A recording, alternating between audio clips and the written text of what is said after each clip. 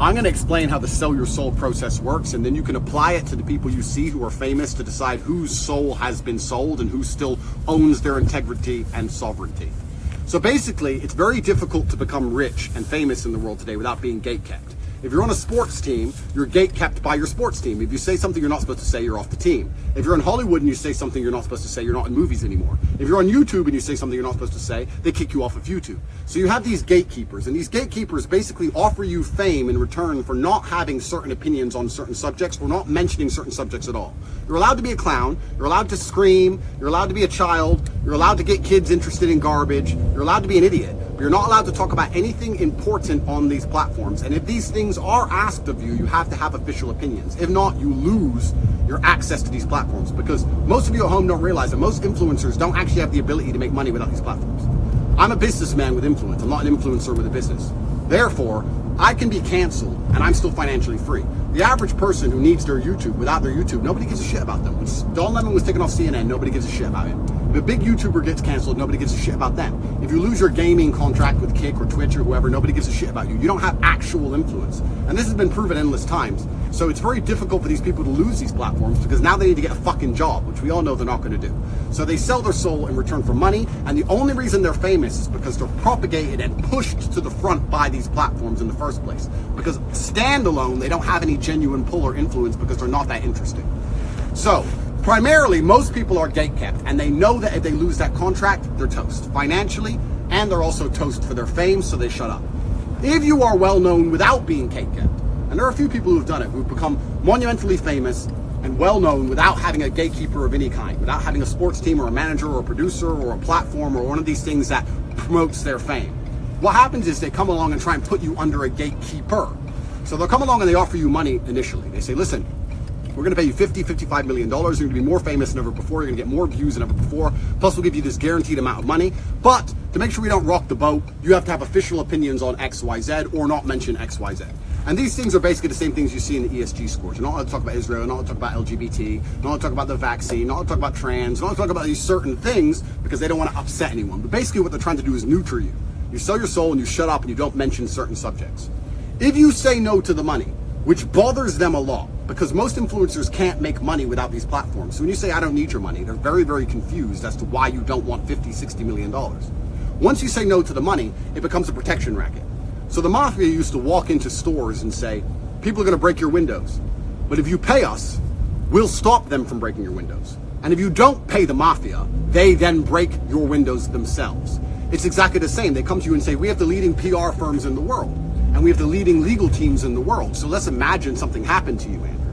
Let's imagine you got in legal trouble. We have the best lawyers. Let's imagine something happened to you and the media started saying you're a bad person. We have the best PR team. And what they're basically saying is, once you're under our guidance and protection, we sponsor the media.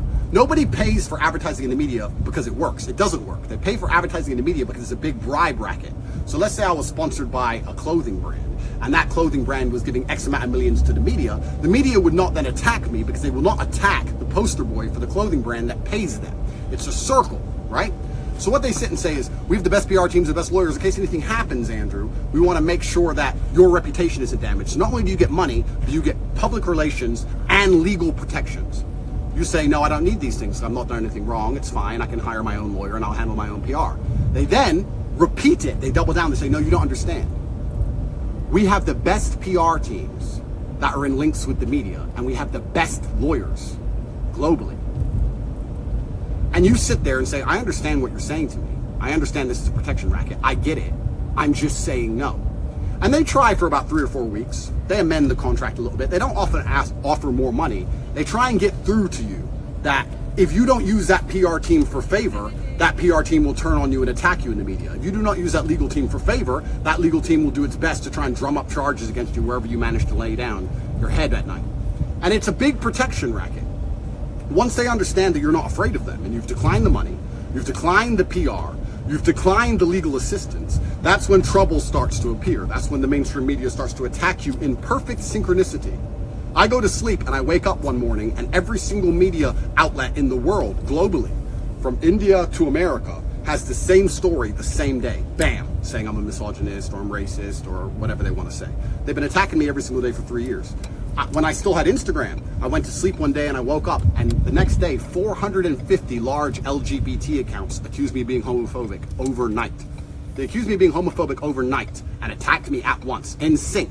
And they do this to drum up public opinion, because the public are stupid, and if they see enough accounts say something about somebody, they all jump in on it. So it's a very simple protection racket.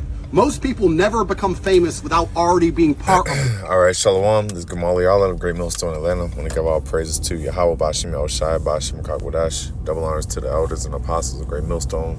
Shalom to all the Akim pushing out this truth and sincerity. All right, this is a video that you just saw of Andrew Tate. Okay, and he's going in on basically the process and the details of selling your soul. All right, and he says a lot, man. He's breaking it down pretty thorough. And, a couple of things that he's saying. One of the things that's important to note is that this is all strategic. Esau is very strategic in how he moves, okay? And basically, he uses extortion, man. Basically, if you don't go with his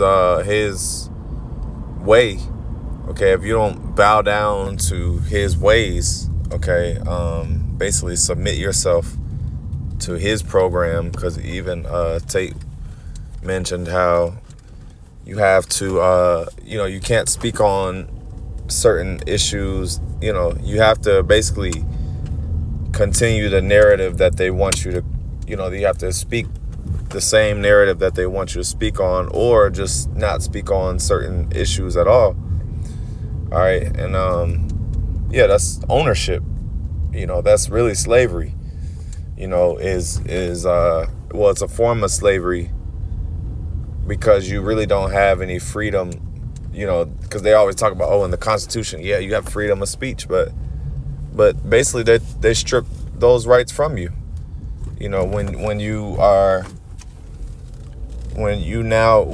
Whenever you belong to the system, okay, you have to watch what you say.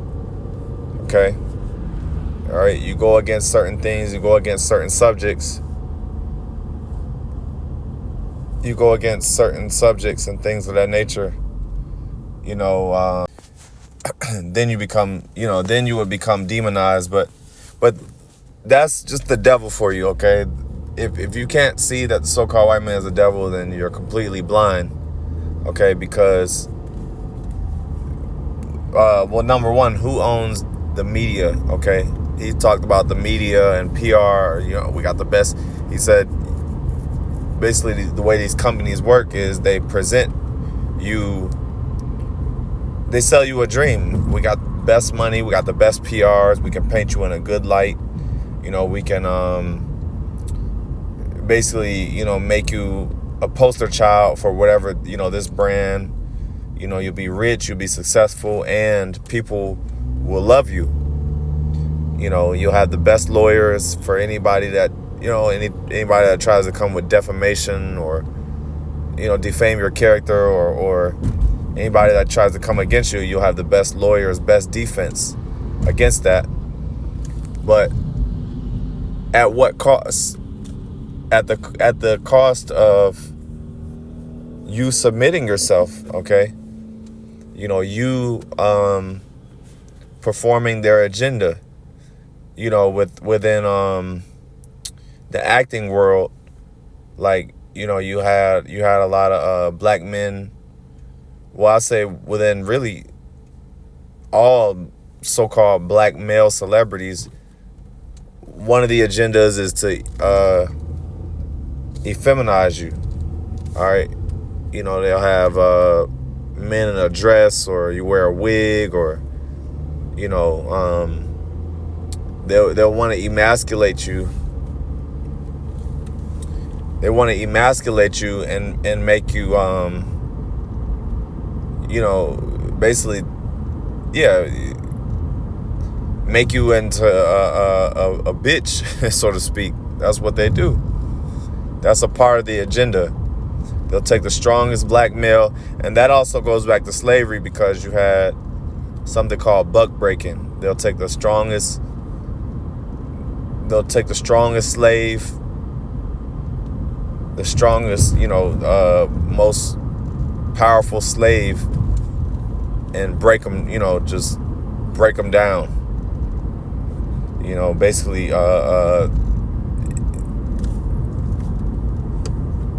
break them totally down into, female or whatever, or, basically they'll take that. And so what that does is that shows the example. Yeah, see, we got your top strongest slave. All of you other ones are weaker than him, so you better be in line, because you see what happens. And so that's the example. That's Esau, the devil. Okay, that's how he gets down. And I'm gonna get some precepts in a minute, but I just wanted to speak on this devil's system and how it works. You even have, and the industry is just completely wicked. The industry in general is totally wicked. That's why you have individuals like Diddy that are coming under scrutiny, because his wickedness is being revealed. And that's also the Spirit of the Lord that's revealing the secrets of the industry. And this is stuff that has been going on, but this has been going on in the 90s. Diddy was hot in the 90s and shit like that. So he has a long rap sheet of wickedness, but the Lord is allowing now in these times for things to be brought out. Okay, for things to be exposed and revealed. What's the thing? Epstein. Okay, so a lot of these elites in Hollywood, a lot of the industry is being revealed for what it is. And mostly Esau. Alright. But he's speaking nothing but facts. Now I want to get let me get hold on. Bear with me one moment.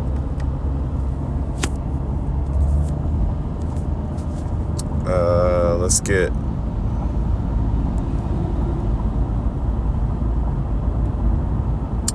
Jeremiah 49. Go back.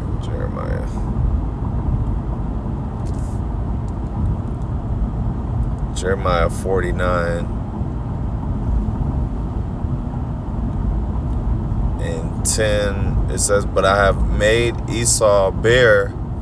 I have uncovered his secret places. He shall not be able to hide himself."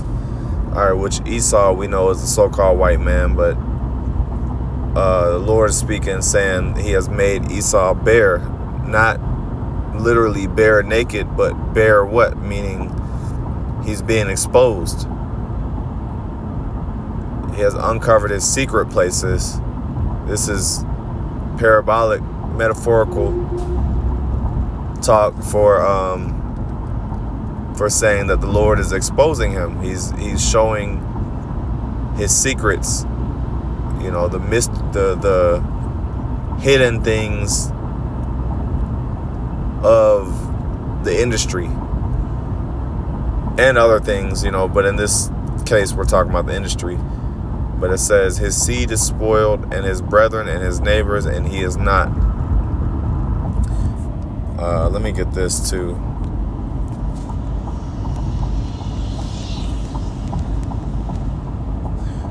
Going back to the point that you'll have the I'll just read it. Isaiah 9 and 16. "For the leaders of this people cause them to err, and they that are led of them are destroyed."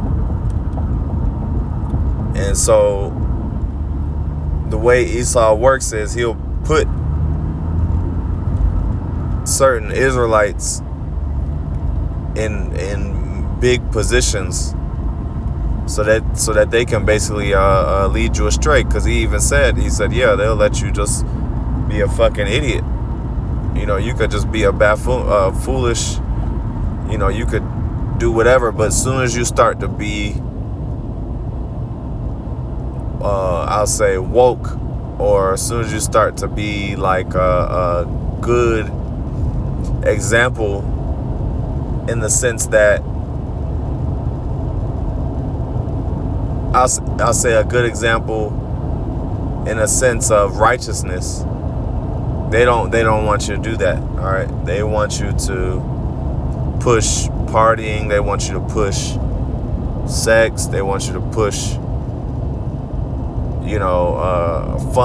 fun, gangster. The gangster vibe. They want you to push. They want the women to push hoism. They don't want people to push things of real substance, righteousness, things that are right. But it says the leaders of this people cause them to error, because look at who our people look up to. All right, look at who the youth look up to. I was watching a video. It was like a video on TikTok, but this little boy was listening to it was just like another hood. I guess it was like a little hood vlog, but they were in the trenches of Atlanta, and so this little fucking little ghetto hood rat child, he was maybe about 7 years old, probably younger, but he was listening to this rapper by the name of Baby Kia. And this dude is just straight. He's just straight demonic, man. It's kind of like his rap style is like, the stuff he raps about is like, it's how do I say, it's like terroristic, the way he raps. It's like real demonic and like violent, very violent.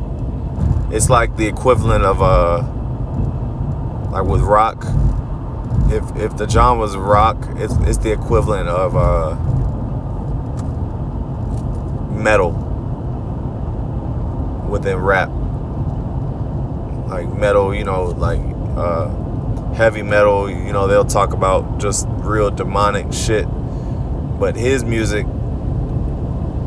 is like heavy, is like, I guess you call it heavy trap, but it's the equivalent of heavy metal, just real dark. Anyway, this kid is basically said, he was like, the interviewer asked him, he's like, yeah, who you want to be when you grow up? He said he want to be like Baby Kia.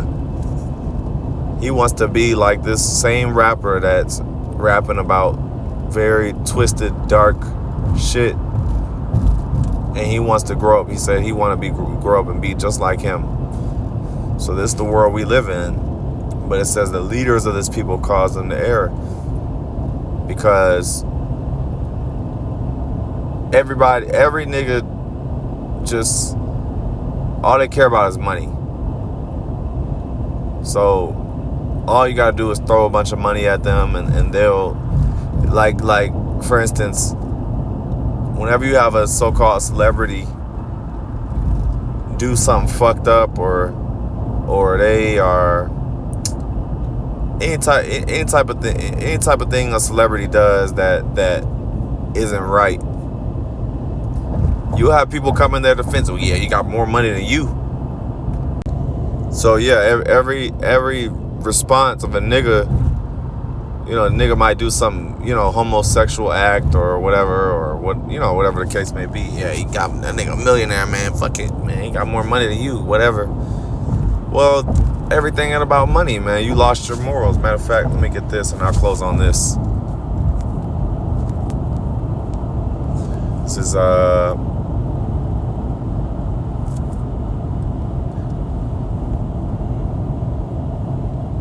that's good.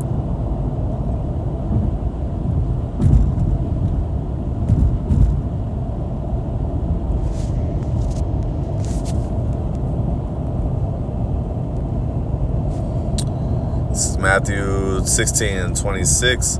For what is a man profited if he shall gain the whole world and lose his own soul? Or what shall a man give in exchange for his soul? So yeah, this is where the saying selling your soul comes from, this scripture right here.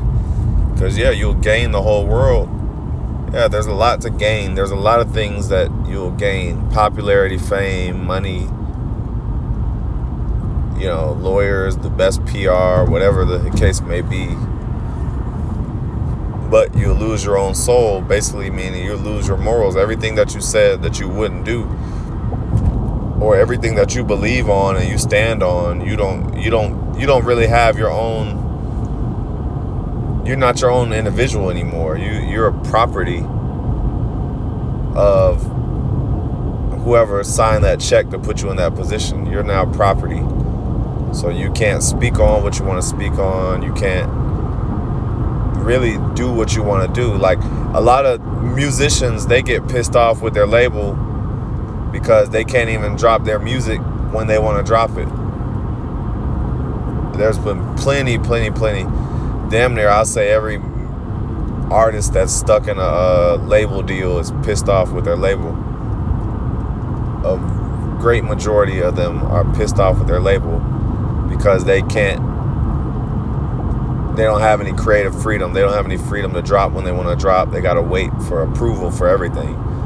So that's just, it's slavery, modern day slavery. This is the world we live in, and hey, the Lord is getting ready to destroy this place, man, because wickedness is at an all-time high. So end off by giving all praise, honor, glory to YAHAWAH, BAHASHAM, Shalom to all Akim, pushing out this truth and sincerity. Shalom.